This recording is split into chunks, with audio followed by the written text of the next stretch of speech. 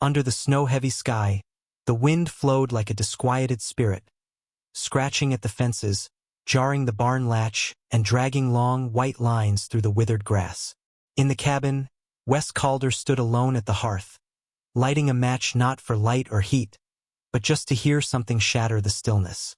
That keen hiss was a sort of companionship. He'd not spoken in 6 days, not since grumbling at a stubborn door hinge. His dog had passed away the previous winter. His horse, lame from spring thaw, had been euthanized in a shallow ditch he'd dug himself. This land, broad, bitter, and unyielding, relinquished nothing readily, not even echoes. Wes existed slow and half-forgotten, tending the fire, tending himself when he recalled. Most days, hot water was his sole solace. That night was colder than most. The wind roared louder, pressing through every crack. Wes pulled his hat low as he added another log to the flames. And then he heard it. Not a knock, something softer. Fabric brushing wood. A hesitant sound, deliberate but unsure. He froze, listening. Another faint tap followed. Not urgent, not threatening, more like a question. Wes moved toward the door without speaking. He took the rifle down from the wall, habit, not fear, and opened the door with calloused fingers wrapped around cold wood. 3 women stood there, snow-cloaked and silent, their coats barely holding shape. The wind had woven frost into their skirts and lashes. None of them spoke right away. The tallest, with proud black hair and eyes that didn't flinch, held his gaze. But it was the round-faced one who finally spoke, voice cracking like ice under weight. "We'll work," she said. "We don't want charity." There was no wagon behind them. No horses. Just the endless snow, the smallest of them. A girl with blood-red hair and a leg bent wrong under her weight, shivered so violently it looked like her name had already left her. Wes didn't say a word. He looked at them and they looked past him, toward the soft glow of oil lamps and the faint promise of heat. He should have said no. Could have. But then the red-haired girl let out a cough so deep, so hollow, it sounded like the land during drought, broken and endless. That sound made the decision for him. Not pity, not mercy, just the echo of something too human to ignore. He stepped aside. No one thanked him. No one asked questions. The tall woman gave him a long, unreadable stare, then led the others across the yard toward the barn he gestured to. He watched them vanish into the storm, then shut the door behind them. That night, he didn't strike another match. He just sat by the fire, listening to unfamiliar sounds. A murmur. Prayer. A muffled sob.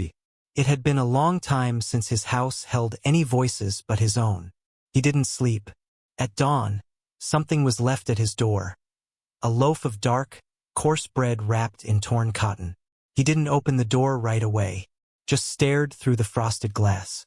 The black-haired woman, Eliza, he would later learn, was already walking back to the barn, arms wrapped around herself, never looking up. The bread sat on the sill until noon. When he finally tasted it, it was sweeter than he expected. That night, when he brought them more firewood, he left a flask of whiskey beside the stack. No words. No knocking. By morning, the flask was empty, its lid polished clean. A note sat beside it, "Will not trouble you long. Just until the frost lifts. M." On the 3rd day, he spotted the red-haired girl, Clara, sitting by the fence with her feet bare, one of them swathed in cloth stained with dried blood. She did not notice him at first, just sat gazing into the woods as if waiting for something or someone. When she turned, her eyes weighed heavy with shame. Not with guilt, but the sort that comes with surviving too much. Wes brought her a bowl of boiled potatoes and a pinch of salt. She didn't say much, but her hands shook as she accepted the food.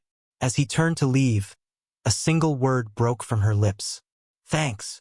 He didn't respond. That night, the wind carried howls across the snow, wolves drawn close. Their cries curled under the eaves like smoke, as if the cold itself had teeth. Eliza did not knock on his door.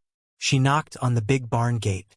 Her voice was firm, no hint of fear, just matter-of-fact and cool. "Do you have a rifle we can borrow?" Wes handed her his backup. One bullet followed.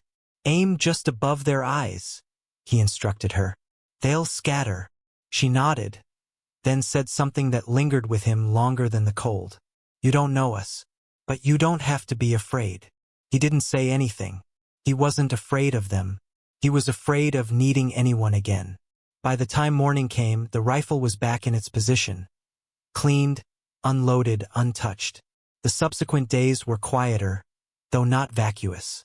He came to see them more frequently, gliding like specters between the woodpile, the creek, the pump. Clara limped less often. May, lithe and fast, smiled with savage joy when she caught a rabbit and held it aloft like treasure. Eliza spread clothes in the wind, and Snow clung to linens like stars. Then the sheriff appeared. He approached slowly, boots remaining in stirrups, eyes acutely suspicious with the sort of wariness men wear as badges. You running a boarding house now, Wes? Wes did not answer. The sheriff spat, more for effect than anything. Pounds has been talking, says those women ain't kin. Says one of M's a preacher's runaway. Another's got bruises. Man's hand, they say. He bent forward in the saddle. You ought to watch the company you keep. Wes kept his gaze. That all? No. One of them girls, Clara, somebody seen her washing out at the creek. Told it wasn't. Modest. Anger welled in Wes's chest. She's 17, he stated. Old enough to open up and start talk, the sheriff said. You hold 'em there, people figure out what they want. If there's trouble, it's your name that gets called. And he rode off, kicking Snow behind him. That night, Wes couldn't sleep again. The wind moaned as it always did, but there was something else underneath. A flicker, a whisper, a breath of something unnatural. Then came the glow. Orange, then brighter. He sprinted from the house. The distant wall of the barn glowed with firelight. A lantern had been thrown, attempted to be caught by straw. He yelled, picked up a barrel of water. Eliza was already there, boots grinding out the flames. May stood behind her. Clara in a blanket held tight in her arms, protecting her from the sparks. They extinguished the fire before it could reach the rest of the barn. But smoke remained, acrid and accusatory. Eliza's hands were smeared with soot. Clara wept. May stood gasping, her breath thick with anger. Wes gazed out into the dark fields. No one was there. Only footprints half whipped away by wind. He didn't speak a word. They simply stood there, filled with smoke and silence. And something changed, not spoken, not uttered, but true. Wes shaved the next morning. First time in weeks. He yanked on his brown coat, the better year's one, and slung his rifle over his back. He rode into town. People looked. They always did. He left his horse at the door of the saloon and entered as a storm approaches slowly. Inside, he encountered Harlan Jiggs, landowner, braggart, and the sort who believed fear added inches to his height. Wes leaned against the bar next to him. You hurled the lantern? He inquired. Harlan grinned. Prove it. Wes didn't flinch. He spoke a little louder than necessary so that the room would fall silent. I don't need to. You show up on my land again, you'll go out in a box. Nobody laughed. Nobody dared. Wes didn't hang around for a drink. He just walked. At home, the barn door was open. Ash still hung in the air. Eliza was sweeping the last of it into a corner. She looked up, serene and inscrutable.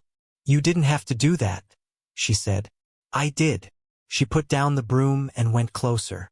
Why? She asked. Wes hesitated, then spoke softly. I don't know yet. She didn't question further. She held something out, the second lantern. Cleaned, polished. He took it from her. Their hands touched. Brief, but neither let go. He lit the lantern that night, placed it on the table where now there were 2 chairs. He sat in one, left the other to burn. She stood there, then softly entered and shut the door behind her. Outside, snow continued to fall, but its bitterness had melted. From the barn came a soft melody, May's gentle song. Clara laughed, warm and genuine. For the first time in years, the ranch rang with voices. It wasn't love yet, but it was heat. It was breath. And in a land famished for both, that was everything. If this tale spoke to something in you, pass it along to someone who still has faith in second chances. Leave us a comment below. Would you have opened that door? Subscribe to the Wild West Stories for more tales of quiet heroism, healing hearts, and the kind of grace that rises like smoke under snow-filled skies.